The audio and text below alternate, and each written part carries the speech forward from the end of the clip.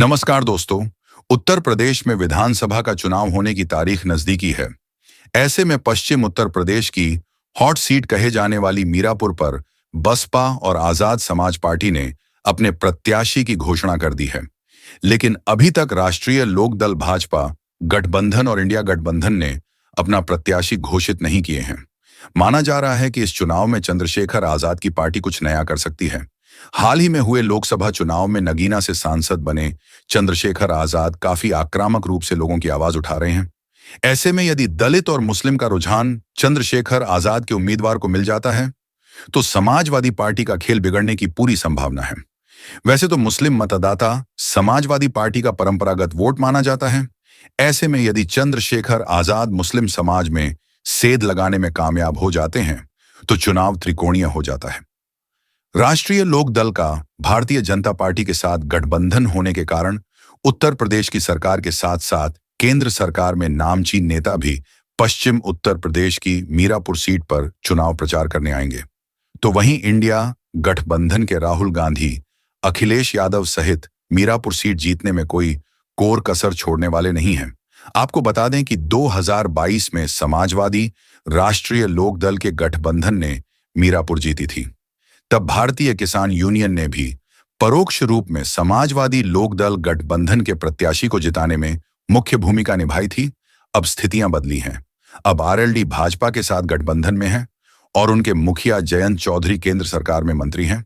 ऐसे में भारतीय किसान यूनियन लगातार लोकदल से दूरी बनाए हुए हैं। भारतीय किसान यूनियन के प्रवक्ता राकेश टिकैत द्वारा कई मौकों पर जयंत चौधरी को नसीहत दी गई तो उन्होंने किसान आंदोलन में शहीद किसानों की शहादत को भी भुला देने की बात कही गई। इतनी अच्छी मित्रता है जयंत चौधरी से, सब बातें आपने कभी उनको नहीं बताई? नहीं, उनकी जो पॉलिसी रहेगी अब जयंत की, अब वो पब्लिक से नहीं मिलेंगे। उनको कुछ लोगों ने सलाह दे दी कि पब्लिक से दूर रहो तो आप बड़े नेता बनोगे, तो पब्लिक से कट जाएंगे। अब कब से मुलाकात उनसे नहीं? हम जब कभी आंदोलन में कभी आ जाओ तो मुलाकात कर लें। हम अब मीरापुर विधानसभा सीट पर राष्ट्रीय लोकदल का प्रत्याशी उनके संगठन से होगा या भारतीय जनता पार्टी का प्रत्याशी होगा और सिंबल आरएलडी का होगा, इस पर सबकी निगाहें टिकी हुई हैं। सूत्रों की माने तो टिकट की दौड़ में सांसद चंदन चौहान की पत्नी यशिका चंदन, अजीत राठी, प्रभात चौधरी, पूर्व विधायक मिथिलेश पाल सहित पूर्व विधायक राव वारिस में से कोई एक राष्ट्रीय लोकदल का प्रत्याशी हो सकता है। राजनीतिक जानकारों की माने तो इंडिया गठबंधन से समाजवादी पार्टी का अभी तक प्रत्याशी की घोषणा नहीं करना रणनीति का हिस्सा है।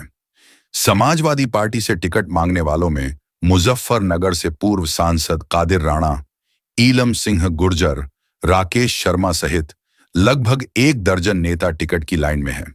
मीरापुर विधानसभा के उपचुनाव में सत्ता अपने विकास कार्यों के साथ चुनाव मैदान में होगी तो विपक्ष उनकी खामियां और सामाजिक मुद्दों के साथ चुनाव मैदान में अपना भाग्य आजमाएंगे।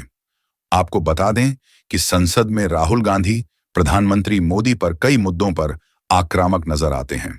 समाजवादी के मुखिया अखिलेश यादव भी भाजपा सरकार के निर्णयों का विरोध संसद में करते देखे गए हैं। इनसे ये पूछना चाहता हूं, आपने जाति कैसे पूछ ली, ये बताइए बस। आप जाति कैसे पूछ सकते हैं? आप बताएं, जाति कैसे पूछ सकते हैं? आप पूछ के दिखाओ जाति को। यदि बात भीम आर्मी प्रमुख चंद्रशेखर आजाद की करें तो कहीं मुद्दों पर संसद में तीखी बहस करते नजर आए हैं। हाल ही में प्रकरण में चंद्रशेखर आजाद ने पुलिस के रवैया पर खासी नाराजगी जताई और उन्हें चेतावनी भरे लहजे में काम करने की नसीहत दी।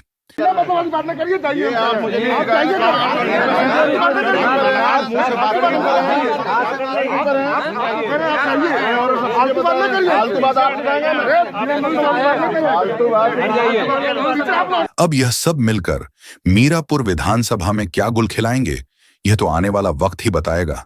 देखना यह होगा कि चंद्रशेखर आजाद, अखिलेश यादव, जयंत चौधरी या मायावती किसका प्रत्याशी मीरापुर की बाजी मारेगा।